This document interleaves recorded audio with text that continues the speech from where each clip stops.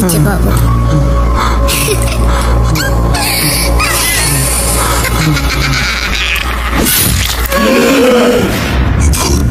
Voot.com with Russell.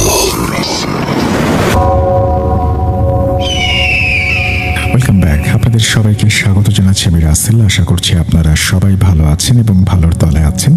আমিও ভালো আছি এবং ভালোর তলে আছি।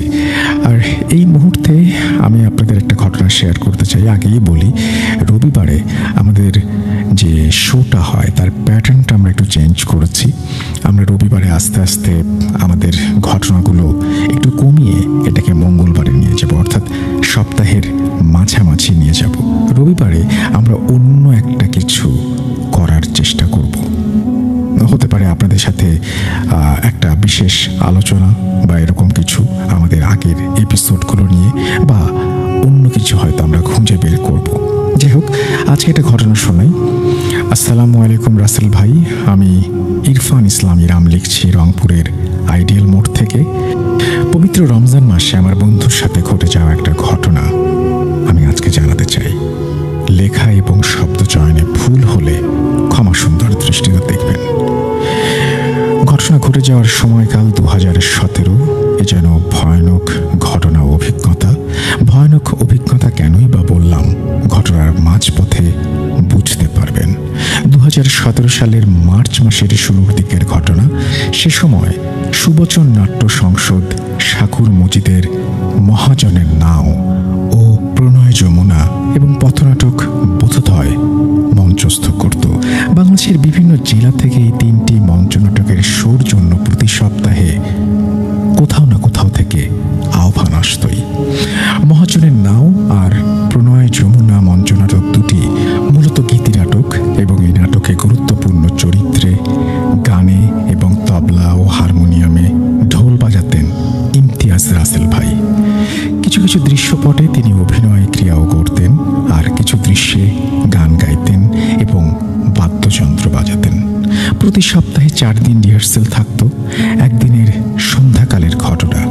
রিহার্সেল চলা অবস্থায় রুমের ছাদে ঢিল পড়ে এবং দুম করে বিকট শব্দ হয়। অনেকে বলা বলি শুরু করে কে যেন ঢিল মেরেছে। রিহার্সেল চলছে, পরক্ষণে আবারও একটার পর একটা ঢিল পড়তেই থাকে। তড়িঘড়ি করে আমি, আতিক, আরিফ ভাই বাইরে যাই এবং গিয়ে দেখি ওই রিহার্সেল রুমের ছাদে অনবরত ঢিল পড়ছে। তবে কোথা থেকে ঢিল আসছে তার হদিস নেই। আমরা 3 জনে ভয়ে ভয়ে রুমে যাই। আমাদের রিহার্সেল রুমটি মূলত এক স্কুলের ভেতরে। স্কুল কর্তৃপক্ষ মূলত আমাদের নাটকের দলকে এই রুমটি দিয়েছেন। একটা সময় ঢিল ধীরে ধীরে বন্ধ হয়ে যায়। স্কুলের পাহারাদার সহ রুমের ছাদে গিয়ে দেখি মাটি ও ঢেলা ও টুকরো পড়ে আছে ছড়িয়ে ছিটিয়ে। এই রহস্য উদ্ঘাটন করতে না করতেই ইমতিয়াজ রাসেল ভাই পাগলামি উদ্ভট আচরণ শুরু করে। রুমের মেঝেতে সে পড়ে যায়, হস হস শব্দ করতে থাকে। হাত পা ধরে তাকে বাথরুমে নিয়ে গিয়ে পানি ঢালা হয়। ঘণ্টাখানেক পরে তিনি স্বাভাবিক হয়ে যান। অসুস্থতার বিষয়ে তাকে জিজ্ঞেস করলে তিনি বলেন তিনি কিছু জানেন না। তিনি হতবাক হয়ে যান। পরের দিনের ঘটনা। নাটকের রিহার্সেল ছিল রাত 8টায়। যথারীতি আরিফ ভাই আর আমি এসে রুমের দরজা খুলে বাদ্যযন্ত্র সাজাই। রুমের বাইরে বড় কিছু গাছপালা আছে, আর সেখান থেকে বাঁচাও বাঁচাও শব্দ আসছে। আমরা দুজনে বাইরে গিয়ে দেখি ইমতিয়াজ রাসেল ভাই তার বন্ধু নাট্যকর্মী ইমরান ভাইয়ের বুকের উপরে বসে আছেন এবং তাকে গলা টিপে ধরার চেষ্টা করছেন। ইমতিয়াজ ভাইকে ধরতে গেলে দৌড় দিয়ে তিনি স্কুলের মাঠের দিকে চলে যান। ইমরান ভাইকে কাঁধে ভর দিতে বলি, তারপরে ধীরে ধীরে হেঁটে রুমে এসে পানি খেতে দেই। সকালেই গ্রুপের রিহার্সেলের জন্য বিস্তারিত বর্ণনা করেন ইমরান ভাই, আর বলেন আমরা দুজনে চা খাচ্ছিলাম স্কুলের পেছনে। তখন হঠাৎ করে দমকা হাওয়া আসলো, আর ঠিক তখনই ইমতিয়াজের আচরণ বদলে গেল। ইমতিয়াজ যেভাবে গলা ধরেছে আমি মরেই যেতাম যদি ওরা না আসতো। পরবর্তীতে ইমতিয়াজ ভাইকে স্কুলের বাউন্ডারির চারপাশে খোঁজা হলেও পাওয়া গেল না। আমরা 4 জন তার বাসায় গেলাম। ইমতিয়াজ ভাইয়ের বড় ভাই বললেন এই তো কিছুক্ষণ আগে সে বাসায় আসলো।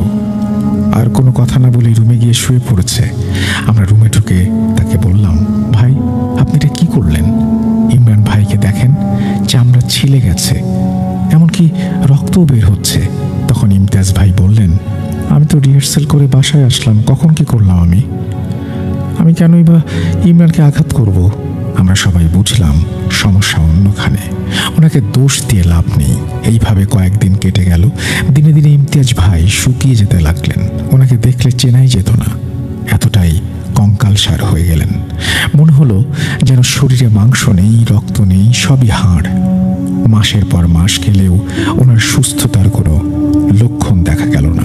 ডিসেম্বর মাসে ভারতের কলকাতার গঙ্গা যমুনা নাট্য উৎসব থেকে অনেক থিয়েটারের পক্ষ থেকে আমন্ত্রণ আসে সুবচন নাট্য দলের। প্রণয় যমুনা মঞ্চায়ন হবে কলকাতায় 2টো অডিটোরিয়ামে। ইমতিয়াজ রাসেল ভাইয়ের বাসায় গিয়ে ওনার বড় ভাইয়ের সাথে কথা বললাম এবং গিয়াস ভাই সেই কথা বললেন। ইমতিয়াজ ভাইয়ের বড় ভাই বললেন, ওর তো শারীরিক অবস্থা খুবই খারাপ, ইমতিয়াজের চাকরিটাও চলে গেছে, আর মাঝে মধ্যে ওর সমস্যা হয়। এই তো 4 দিন আগে আমার চাচাতো ভাই হালিমকে কামড় দিয়েছে। তৎক্ষণাৎ ইমতিয়াজের হাত পা বেঁধে রুমে আটকে রাখি আমরা, কারণ ওর হুঁশ থাকে না, কাউকে চিনতেও পারে না। বিশেষ করে ঈশার নামাজের পর এমন হয়। গিয়াস ভাই বললেন, আজ তো কেবল 3 ডিসেম্বর, সুবচনের চিকিৎসার দায়িত্ব নেবে, আর চিন্তার কোনো কারণ নেই।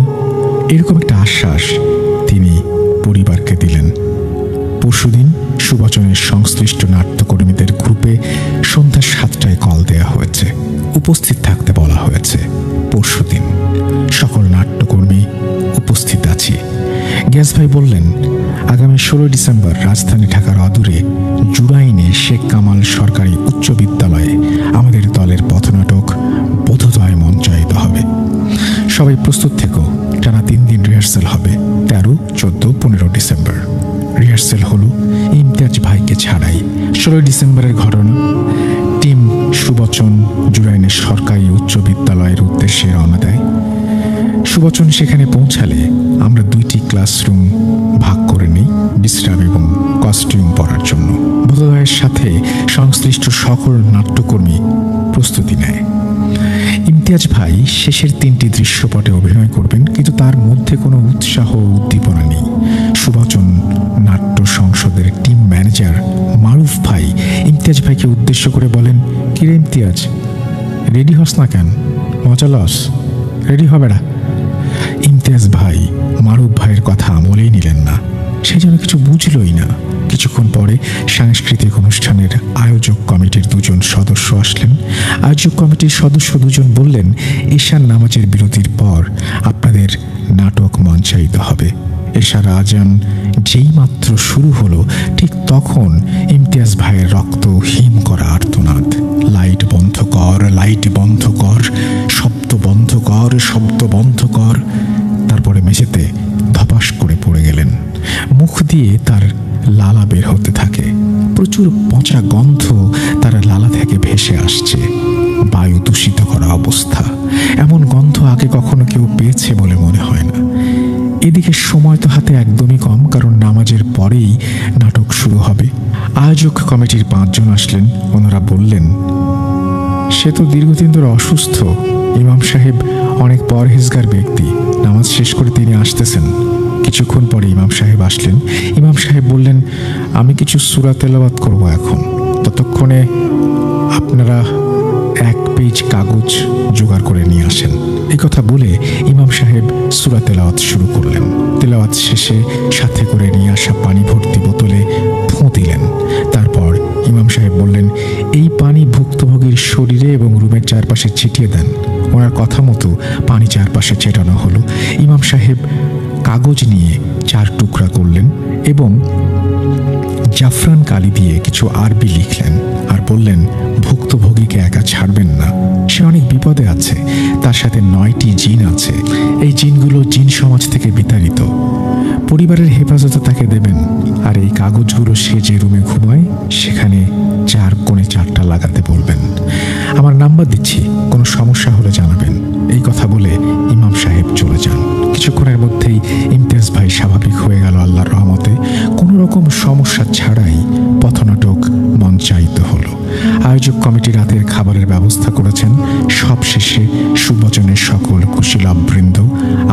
বাসে করে মোহাম্মদপুরের উদ্দেশ্যে রওনা দেই। হঠাৎ করে পথমধ্যেই ইমতিয়াজ ভাই মারুফ ভাইয়ের ছেলেকে কিল ঘুষি খামচে দিতে শুরু করে। বাস থামানো হয়। অনেকেই ইমতিয়াজ ভাইয়ের রুগ্ন চেহারা, লাল চোখ দেখে আতঙ্কিত হয়ে বাস থেকে নেমে পড়েন। আরিফ ভাই ইমতিয়াজ ভাইকে উদ্দেশ্য করে বলেন, মিয়া, আপনি একটা প্যানিক। এই কথা শুনে ইমতিয়াজ ভাই আরিফ ভাইকে এক লাফ দিয়ে ধরে ফেলেন। আরিফ ভাই ধস্তাধস্তি করে বাসের জানালা দিয়ে লাফ দেন। ইমাম সাহেবকে ফোন দেয়া হয়েছে। একটা সময় ইমাম সাহেব আসলেন। ইমাম সাহেব বাসের ভেতরে ঢুকলেন, সাথে আমরাও 6-7 জন ঢুকলাম। ইমতিয়াজ ভাইয়ের হাত পা জোরে সরে ধরা হলো। হুজুর কিছু কোরআনের আয়াত পড়ে ফুঁ দিলেন এবং পরক্ষণেই সে স্বাভাবিক আচরণ শুরু করলো। ইমাম সাহেব বাস থেকে নেমে বললেন, আপনাদের কারোরই কমন সেন্স নেই। উনি গরুর মাংস খেয়েছেন কেন? ভাগ্যিস এখনো বেঁচে আছেন। তো এই ছিল ঘটনা। বাকি অংশ ঈদের পরের সপ্তাহে পাঠাবো। এই বলে তিনি তার ঘটনা শেষ করেছেন। থ্যাংক ইউ ভেরি মাচ আপনার ঘটনার জন্য, এবং আশা করছি যে এই ঘটনাটি আপনাদের ভালো লেগেছে। যদি ভালো লাগে অবশ্যই আমাদের জানাবেন। আমরা চলে যাব আমাদের পরবর্তী ঘটনায়।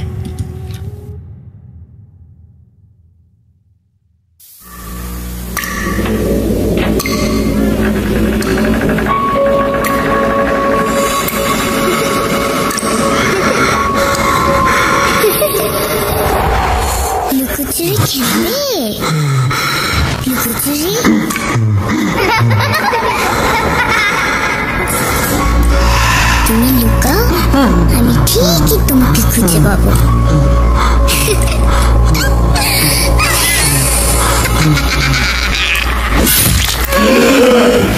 Voot.com with Russell.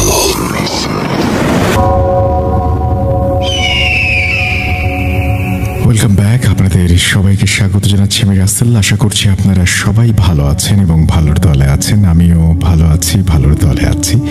আজকে আরও একটা এপিসোড। আশা করছি প্রথম থেকে শেষ পর্যন্ত আমাদের সঙ্গে থাকবেন। যারা এখনও পর্যন্ত আমাদের ইউটিউব চ্যানেলটি সাবস্ক্রাইব করেননি তাদেরকে অনুরোধ করব আমাদের ইউটিউব চ্যানেলটি সাবস্ক্রাইব করে ফেলুন এবং অবশ্যই বেল আইকনটিতে ক্লিক করুন। তাহলে আপনি সমস্ত নোটিফিকেশন পেয়ে যাবেন সময় মতো। আমি চলে যাব ঘটনায়। যেভাবে লেখা আছে সেভাবেই পড়ে শোনাচ্ছি। আসসালামু আলাইকুম রাসেল ভাই, আশা করি আপনি ভালো আছেন। আমি ভূত.com-এর সাথে পরিচিত হই আমার বড় ভাইয়ের মাধ্যমে। তারপর থেকে আমি প্রতিদিন ভূত.com শুনি, কিন্তু কখনো ঘটনা পাঠানো হয়নি। তাই আজ প্রথম আপনাদের কাছে লিখছি। ঘটনাটি সিলেক্টেড হলে অবশ্যই জানাবেন। এই ঘটনাটি আমার পাঠানো প্রথম ঘটনা। আমি এটি শুনেছি আমার নানার কাছ থেকে। এই ঘটনার 2টি চরিত্র আছে। ঘটনা লেখার সুবিধার জন্য তাদের ছদ্মনাম ব্যবহার করছি। 1994 সালের চৈত্র মাস, দিনাজপুরের প্রত্যন্ত এক গ্রাম রহিমপুর, সেখানেই ঘটে যায় এই অদ্ভুত ঘটনা। আমি সরাসরি ঘটনায় চলে যাচ্ছি। গ্রামের ঘরে তখনও বিদ্যুৎ আসেনি। সন্ধ্যার পর কুপির আলো আর ভোরে উঠে মাঠে যাওয়াই ছিল দিনাজপুরের রহিমপুর গ্রামের রুটিন। আবির সাহেব আর রুবিনা তখন নতুন বিয়ে করেছেন। সংসারে টানাটানি, কিন্তু ভালোবাসার অভাব নেই। আবির সাহেব ছিলেন কৃষক, জমিতে পাট চাষ করতেন। আর সেই পাট শুকাতে হলে ভোরের আগেই খালের ঘাট থেকে টেনে আনতে হতো। খালটা ছিল একটু দূরে, প্রায় 30 মিনিট হাঁটতে হতো। তার মাঝে একটা ছোট নদী আর পাশেই একটা পুরনো শালবন। ঘন অন্ধকার। গ্রামের মানুষ বলতেন ভোরের আজানের আগে ওই শালবনের দিকে ভূত ও ভয়ঙ্কর জিন পরি ঘুরে বেড়ায়। আবির সাহেব এসব বিশ্বাস করতেন না, কিন্তু রুবিনা ভয় পেতেন। স্বামীর সঙ্গে গেলে তিনি একটু সাহস পেতেন। চৈত্র মাসের এক ভোর রাতে সূর্য ওঠার প্রায় 1 ঘন্টা আগে দুজন রওনা দিলেন পাট আনতে। সেই সময়টায় গ্রামের পথ ফাঁকা, শুধু রাতের হালকা ঠান্ডা আর ঘুমন্ত পাখির শব্দ। তারা পৌঁছে গেলেন নদীর ঘাটে। নৌকা ছিল বাঁধা। আবির সাহেব তার স্ত্রীর দিকে তাকিয়ে বললেন, তুমি বসো, আমি গিয়ে পাট নিয়ে আসি। রুবিনা বসে পড়লেন নৌকায়। অন্ধকারে বসে থাকাটা সহজ ছিল না। পাশেই ছিল শালবন, যার গায়ে সারা বছরই একটা ছায়া ছায়া ভাব। একসময় রুবিনা দেখেছেন একটা শাল গাছের মোটা ডাল অস্বাভাবিকভাবে কাঁপছে। বাতাস নেই, চারপাশে শব্দ নেই, অথচ ওই ডাল যেন কারো ইচ্ছায় দুলছে। রুবিনা ভয় পেলেন, কিন্তু নিজেকে সামলেও নিলেন। কিছুক্ষণ পরেই শোনেন কারো পায়ের শব্দ। পেছনে তাকিয়ে দেখেন আবির সাহেব ফিরছেন, হাতে পাটের বোঝা, গায়ে কাদা, কিন্তু মুখটা যেন কিছুটা অচেনা, বেশ অস্বাভাবিক। চোখ ছিল টকটকে লাল। রুবিনা জিজ্ঞেস করলেন, চোখ এত লাল কেন তোমার? আবির সাহেব কিছু না বলে নৌকা ছেড়ে দেন। নৌকা মাঝ নদীতে চলে এলো। চারপাশে নিস্তব্ধতা। হঠাৎ রুবিনা শোনেন কারো কণ্ঠে তার নাম, রুবিনা, রুবিনা। পেছনে তাকিয়ে দেখেন ঘাটে দাঁড়িয়ে আছেন আবির সাহেব। রুবিনা স্তব্ধ হয়ে গেলেন। তাহলে নৌকায় যে লোকটা বসে আছে সে কে? তিনি তখন লোকটার দিকে তাকালেন। সে হাসতে লাগলো, কিন্তু সেই হাসি মানুষের নয়, একটা শীতল, গলার ভেতর কেঁপে ওঠা ভয়াবহ হাহাকার। রুবিনা কিছু না ভেবে পানিতে ঝাঁপ দেন।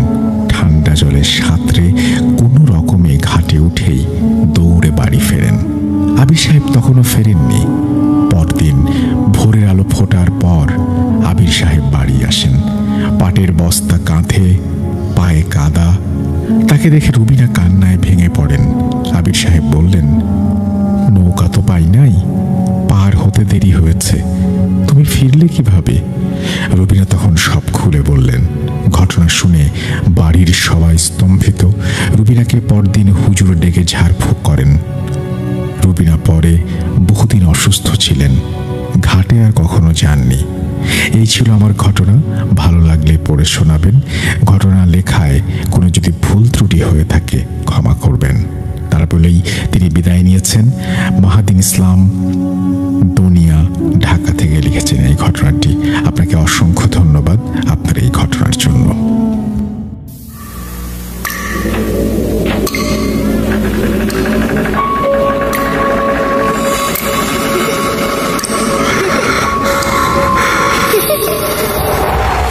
লুকোচুরি খেলবে? লুকোচুরি?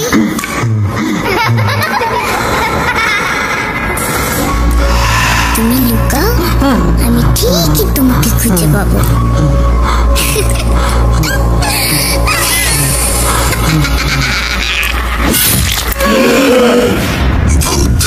Voot.com with Russell.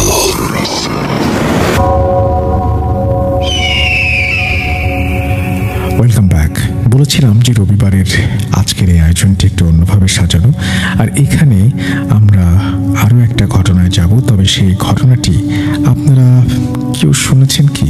আচ্ছা, শুনে দেখুন, আশা করছি ভালো লাগবে।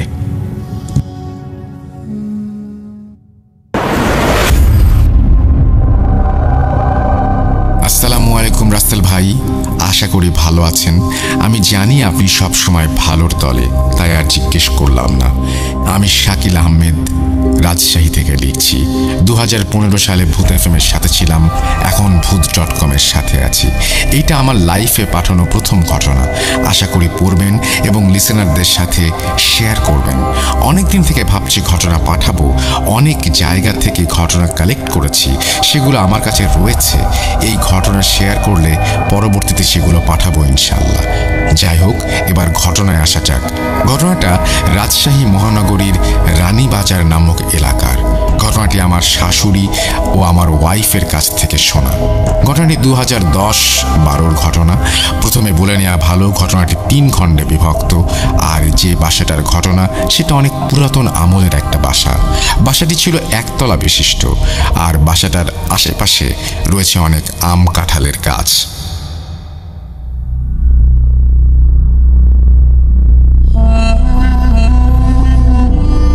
প্রথম ঘটনা, আমার শ্বশুর শাশুড়ি ও আমার ওয়াইফ একটা বাসায় ভাড়া থাকতো। আমার শ্বশুর মাঝে মধ্যে গ্রামের বাসায় যেত, আবার রাজশাহীতে এসে থাকতো। এমনি একদিনের ঘটনা, আমার শ্বশুর এসেছেন সন্ধ্যাবেলায়, আসার পর সবাই মিলে রাতের খাবার দাবার শেষ করেছেন। এমন সময় কারেন্ট চলে গেছে। ভাবলেন সবাই মিলে ছাদে গিয়ে কিছুক্ষণ বসে থাকবেন। তারপর আমার শ্বশুর শাশুড়ি আর ওয়াইফ তারা সবাই মিলে ছাদে চলে গেলেন। আমার ওয়াইফের বয়স তখন 12 বছর। আমার শ্বশুর শাশুড়ি তাদের মতন গল্প করছিলেন এবং অন্য সাইড হয়ে আমার ওয়াইফ বসেছিলেন। একটু পর আমার ওয়াইফ জোরে জোরে কান্না করতে শুরু করলেন এবং বলেন, আমি ওখানে থাকবো না, নিয়ে চলো, আমাকে নিয়ে চলো। এই অবস্থা দেখে তারা সবাই চলে গেল এবং আমার ওয়াইফের কাছে জানতে চাওয়া হলো তার এমন করার কারণ কি। তখন সে যা বলল, ছাদের এক সাইডে কালো একটা অবয়ব, তার কোনো হাত পা কিছু বোঝা যাচ্ছে না, শুধু কালো কাপড় পরা একটা অবয়ব ছাদের এক সাইড থেকে অন্য সাইডে চলে যাচ্ছে আর তাকে বারবার ডাকছে। এই দেখে সে অনেক ভয় পেয়েছে এবং ছাদে যেতে চাচ্ছিল না। ঘটনা 2। একদিন আমার শাশুড়ির বোনের ছেলে এসেছে। তার বয়স ছিল 8 বছর। হঠাৎ সেদিন রাতের খাবারের পরে কারেন্ট চলে যায়। তখন আমার শাশুড়ি ওনার বোনের ছেলেকে নিয়ে ছাদে গেছেন কিছুক্ষণ হাওয়া খাওয়ার জন্য। তো কিছুক্ষণ পর ওনার বোনের ছেলে কান্না শুরু করে দিয়েছে এবং বলছে, খালা আমি এখানে থাকবো না, আমি এখানে থাকবো না, এই বলে জোরে জোরে কান্না শুরু করেছে। আমার শাশুড়ি তাকে নিচে রেখে আসে, কিন্তু তখন কারেন্ট আসেনি। আবার পাশের বাড়ি যে ভাড়াটিয়া তারাও ছাদে গেছে। তারপর আমার শাশুড়ি সেই কাঁঠাল গাছটার সাইডে বসেন। কিছুক্ষণ পর পানির মতো কি যেন গায়ে পড়ছে দেখেন। সেটা দেখে প্রথমে তিনি ভাবেন হয়তো বৃষ্টি পড়ছে। সেটা ভেবে পাশের ভাড়াটিয়াও ছাদে আসছিল, তাদের জিজ্ঞেস করেন, ভাবি বৃষ্টি আসছে নাকি? তারা বলেন, কই না তো। তিনি আরও কিছুক্ষণ চুপচাপ থাকেন। কিছুক্ষণ পর আবার সেম কাহিনী, কিন্তু এবারেরটা ছিল তুলনামূলক বেশি। তিনি রীতিমতো ভয় পেয়ে যান এবং ছাদ থেকে তাড়াহুড়ো করে নেমে আসেন। ঘটনা 3। পরের দিন সকালে বাড়িওয়ালাকে আমার শাশুড়ি জিজ্ঞাসা করেন, চাচি আপনাদের বাসায় কি কোনো সমস্যা আছে? তিনি প্রথমে বলেন, কি হয়েছে? তখন আমার শাশুড়ির সাথে ঘটে যাওয়া ঘটনা তিনি বলেন এবং বাড়িওয়ালি চাচি বলেন, তোমরা রাতের বেলা ছাদে গেছো কেন? ওই কাঁঠাল গাছটার কাছেই বা কেন গেছো? তারপর তিনি যা বলেন তা শুনে আমার শাশুড়ি রীতিমতো ভরকে যান। বাড়িওয়ালা চাচির মতো করে বলছি, আমাদের বাসাটা অনেক পুরাতন আমলের, আমার শ্বশুরের আমলের। আমার স্বামী মারা যাওয়ার পর থেকে আমার 2 ছেলে ও 1 মেয়েকে নিয়ে এখানেই থাকি। হঠাৎ কোনো এক শুক্রবারে বাসায় গরুর মাংস দিয়ে হালিম রান্না করা হয়েছিল।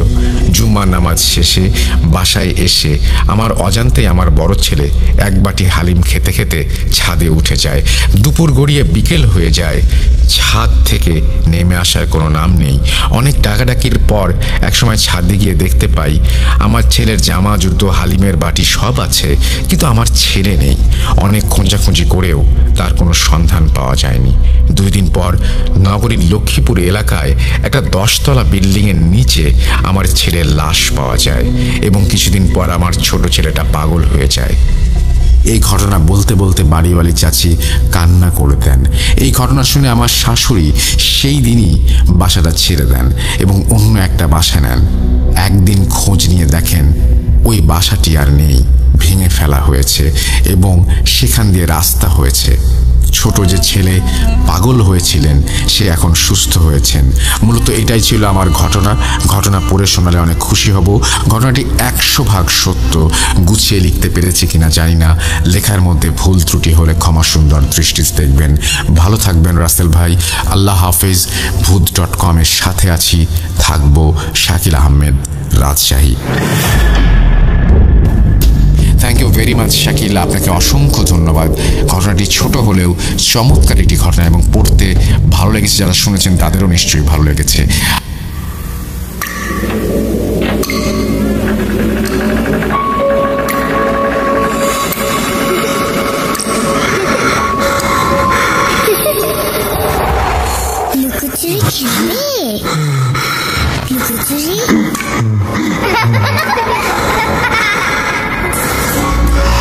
তুমি লুকাও আমি ঠিকই তোমাকে খুঁজে পাবো।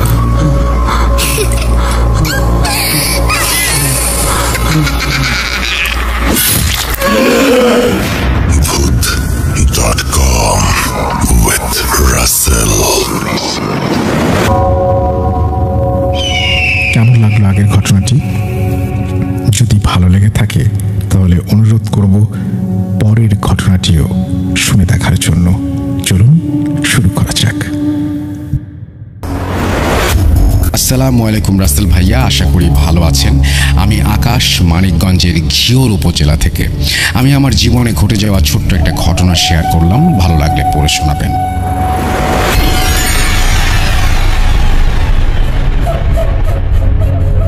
2012 সালের অক্টোবর মাসের কোনো এক রাতের ঘটনা। আমার বয়স তখন 11 বছর, ক্লাস 5-এ পড়ি। যেহেতু আমি ছাত্র অনেক ভালো ছিলাম, তাই ওই বয়সে রাত 10টা-11টা পর্যন্ত পড়তাম, কারণ সামনে পিএসসি পরীক্ষা ছিল। প্রতিদিনের মতো নিয়ম মেনে পড়তে বসেছি, হঠাৎ পেট ব্যথা শুরু হলো। তাই নানুকে নিয়ে বাথরুমে গিয়েছিলাম। বলে রাখা ভালো, আমাদের আর্থিক অবস্থা ভালো ছিল না, তাই জন্য চারপাশে বস্তা দিয়ে ছোট্ট একটা টয়লেট বানানো হয়েছিল। সেখানে বসে বসে রাতের তারা গোনা যেত। ঘটনায় আসি, আমি তখন টয়লেট করার জন্য বসেছি, হাতে একটা কেরোসিন তেলের বাতি। সেদিন জ্যোৎস্না ছিল আকাশে। হঠাৎ এই শীতের শুরুতে দমকা হাওয়া বইতে শুরু করলো। নানু বলছে, আকাশ, এই আকাশ, হয়েছে কি? যেভাবে বলছে মনে হয় সে কোনো কিছু দেখে ভয় পেয়েছে। আমি বললাম, নানু আসছি। ততক্ষণে বাতাসের মাত্রা বেড়ে গেছে এবং আমার হাত পা কেমন যেন অবশ হয়ে যাচ্ছিল। আমি তাড়াতাড়ি টয়লেট শেষ করে সবে মাত্র দাঁড়িয়েছি, অমনি সামনে এক দৃশ্য। আমার পিঠে এত জোরে কেউ একজন থাপ্পড় মারল। আমি টয়লেটের বস্তার বেড়া ছিঁড়ে নানুর পায়ের তলে এসে পড়ি। তখন আমি ওপরের দিকে তাকিয়ে যা দেখলাম, আমি সেটা দেখার জন্য প্রস্তুত ছিলাম না। আমি দেখলাম 15-20 হাত লম্বা একটি অবয়ব, কালো কুচকুচে, সাথে মাথা নেই, বুকের মধ্যে বড় বড় দুটি চোখ আগুনের মতো জ্বলছে, তার গলা কাটা অংশ দিয়ে রক্ত, তাজা রক্ত বের হচ্ছে, আর হাত দুটো আমাদের দিকে তেড়ে আসছে। আমি তখন এত ভয় পেয়েছিলাম যে নানুর পা ধরে শুধু একটি কথাই বারবার বলছি, লা ইলাহা ইল্লাল্লাহু মুহাম্মাদুর রাসূলুল্লাহ। এদিকে আমার নানু আমাকে ধরে চিৎকার করে বলছে, ও সুন্নাফ, আমাদের মেরে ফেললো রে সুন্নাফ, আমাদের মেরে ফেললো। তখন আম্মু আব্বু সবাই দৌড়ে এসে আমার নানুকে ধরতে ধরতে আমি জ্ঞান হারিয়ে ফেলি। পরের দিন সকালে আমার জ্ঞান ফিরে আসে। নানুকে নীলু মাস্টার কবিরাজ ঝাড়ফুঁক দিচ্ছে আর বলছে, নিশিকান্দা ওটা। গ্রামের মানুষ এই নাম বলে। আম্মু এক পাশে কান্না করছে, করবে না কেন, আদরের ছেলে যে। আমার জ্ঞান ফিরে পাওয়ার জন্য সবাই একটু স্বস্তি পায়, কিন্তু আসল ঘটনা এখানেই। আমি সোজা হতে পারছি না। আমি বললাম, আব্বু, ও আব্বু, আমার পিঠে ব্যথা। তখন আমাকে বলা হলো, তোমার পিঠে 4 আঙ্গুলের হাতের ছাপ স্পষ্ট। কবিরাজ নানা বলল, ওর মেরুদণ্ডেতে একটু সমস্যা হয়েছে, ভয় নেই, সেরে যাবে। রাতের ঘটনায় নীলু নানার কাছে জানতে চাইলে বলল, তোমরা যে স্থানে টয়লেট দিয়েছ ওখানে ছোট গাব গাছের মধ্যে তাদের বসবাস। সে তোমাদের কোনো ক্ষতি করবে না, তোমার টয়লেটটা ওখান থেকে অন্য কোথাও সরিয়ে নাও।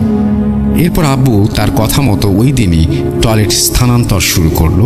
তখন আমার নানু বলল, মাস্টার মশাই, তাকে কি এখানে থেকে সরানো যায় না? উত্তরে নীলু বলল, না, ও তোমাদের কোনো ক্ষতি করতে চায় না, তোমরা তার থাকার জায়গায় নোংরা করছো, তাই তোমাদের সাথে এমন করেছে। তাও সে বলে গেল 41 দিন কেউ রাতের বেলা গাব গাছের নিচে যাবে না, এটা বলে আমাকে নানুকে একটা তাবিজ দিয়ে যায়। পরে আমার নানুর ভীষণ জ্বর হয়।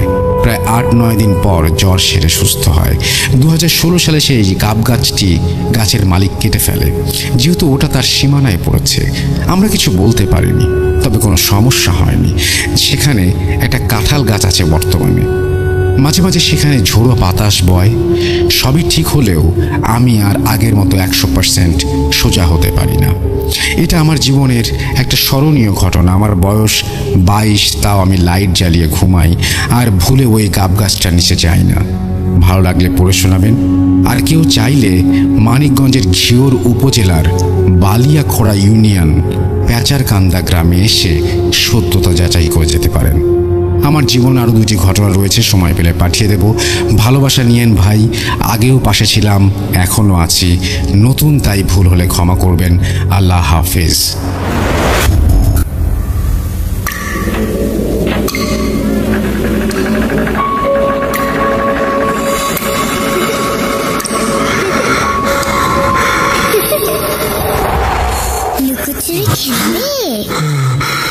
লুকোচুরি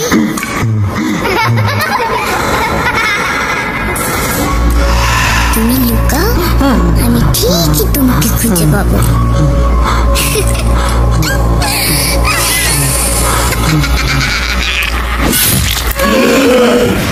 Voot.com with Russell. Welcome back. তো এই ছিল আমাদের আজকের সকল আয়োজন। যদি ভালো লাগে অবশ্যই আমাদের জানাবেন, ভালো না লাগলেও জানাবেন। আমরা আজকের মতো বিদায় নিচ্ছি, ফিরে আসবো আবারও। সেই পর্যন্ত সবাই ভালো থাকুন, সুস্থ থাকুন, মোস্ট ইম্পর্টেন্টলি ভূত.com এর সাথে থাকুন। আল্লাহ হাফেজ।